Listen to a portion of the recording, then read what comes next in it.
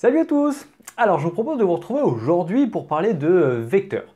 Donc là, je m'adresse à toi, élève en seconde, qui a abordé le chapitre sur les vecteurs et a priori en début de chapitre, tu as commencé assez rapidement à voir la somme de vecteurs.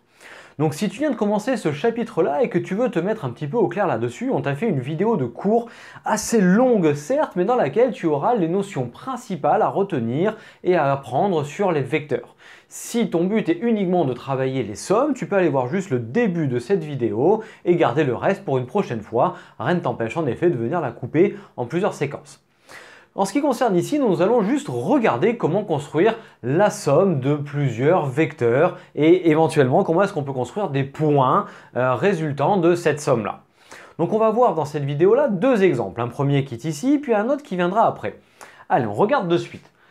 Donc, on te donne deux vecteurs U et V qui sont tracés ici et un point M et on te demande de construire le point A qui vérifie MA est égal à 2 fois U moins V.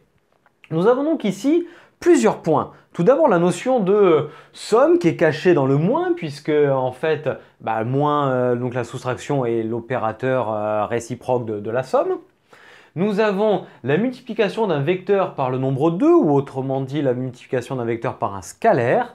Et donc au travers de ce moins, on a la notion d'opposé d'un vecteur. On sait que le vecteur moins v est le vecteur opposé du vecteur v, c'est-à-dire un vecteur qui aura la même direction, la même norme, mais le sens contraire.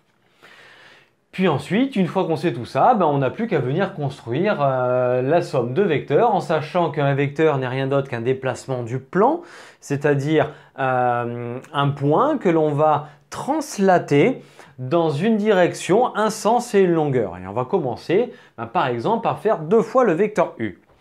Donc, le vecteur U étant comme ceci, il faut donc tracer la parallèle à la direction portée par U, donc ça va me donner quelque chose qui va être grosso modo comme ceci. Et ensuite, venir repérer deux fois la longueur ou la norme du vecteur U. Donc ici, une fois, deux fois, et on se retrouve ici. J'obtiens bien dans un premier point, ici un point M' qui m'a fait la construction de, allez on va la faire, ici un U, ici 2 U. Hop, hop, on a donc construit 2 U. Puis maintenant, on va faire moins V. Moins V que l'on peut en fait noter, donc cette partie-là, comme étant égale à plus moins V. Donc en fait, on va tout simplement additionner l'opposé du vecteur V. Le vecteur V étant comme ceci, eh bien l'opposé du vecteur V, ça sera le même, mais avec la flèche de l'autre côté. On va donc construire maintenant la parallèle à la direction de V en passant par M'. Donc cette parallèle-là, ça va me donner grosso modo une droite qui va être comme ceci. Et donc, je veux construire le vecteur moins V, c'est-à-dire qu'en partant de M', je vais devoir aller de là vers là, puisque c'est l'opposé. Donc prendre la longueur du vecteur et la rapporter ici, c'est-à-dire que là, je construis ce vecteur-là qui correspond au vecteur moins V. Et donc, on a dit que ici, ça correspondait à 2 fois U. J'obtiens donc à cet endroit-là le point A, puisque j'ai fait 2 fois U moins V. Et je te rappelle que si je devais tracer le vecteur final, hop, ici, eh bien, ce qui m'intéresse, c'est le point de départ, le point d'arrivée, et j'ai bien ici mon vecteur somme qui correspond à 2U moins V. Et donc voilà comment construire le point A. J'aurais très bien pu commencer par faire d'abord le vecteur moins V, puis ensuite faire 2U, ça aurait été pareil. Donc voilà, première somme de vecteurs construite au travers de je trace des parallèles et j'obtiens mes points.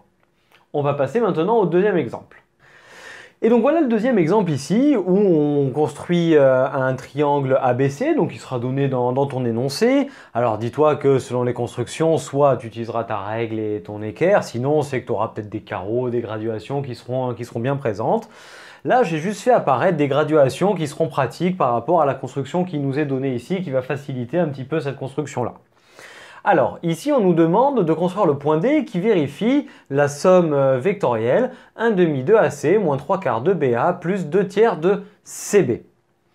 Alors, tout d'abord, ça veut dire que je pars du point A. Donc, mes constructions vont partir d'ici. Et la première, c'est 1/2 de AC. Donc, celle-ci, elle est plutôt facile à faire. Donc, hop, on va la faire là. Et je vais construire en bleu ces constructions-là. Donc, ici, hop. Je fais le vecteur 1/2 de AC. J'obtiens donc un point tampon qu'on va appeler M. Puis ensuite, on me demande de faire moins 3/4 de BA. Donc, moins 3/4 de BA, celui-ci, je pourrais très bien le transformer en 3/4 de AB. Car je te rappelle que le vecteur opposé revient à changer les deux lettres et à changer le signe qui est devant.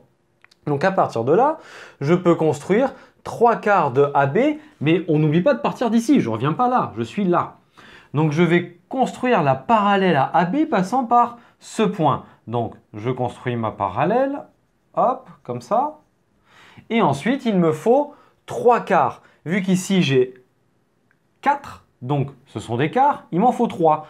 Je vais donc prendre cette longueur-là de 3/4 et la reporter ici. C'est-à-dire que j'obtiens maintenant un point N qui est le résultat de la translation du vecteur 3/4 de AB en partant du point M. Donc ici, j'ai fait 3/4 de AB.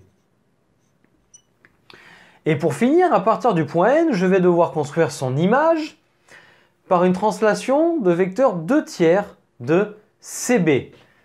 CB, c'est celui-ci, il a été coupé en tiers, donc je vais devoir faire ce vecteur-là. Donc tout d'abord, il faut que je fasse la parallèle à CB. Donc par exemple, grosso modo, un truc comme ceci. Je l'ai construit dans ce sens parce que je sais que je vais aller de C vers B. Et je vais amener la longueur CB, hop, qui va être là et qui me mène à cet endroit-là. Et ce point, je vais pouvoir l'appeler D. C'est l'image du point N par la translation de vecteur 2/3 de CB.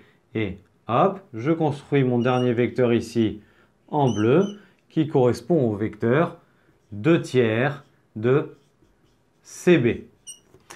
Donc finalement, on est parti d'un point A, on est allé vers un point M, puis vers un point N, puis vers le point D image. Et ce qui m'intéresse à la fin, c'est mon point de départ et mon point d'arrivée qui est, hop, ce résultat-là. Si ici, je l'appelais U, ce vecteur, eh bien, mon vecteur U correspond au point de départ qui est A et le point d'arrivée qui est D. Et je suis passé par toutes ces étapes-là. Mais finalement, ce qui importe après, comme on a dit, c'est le point de départ et le point d'arrivée.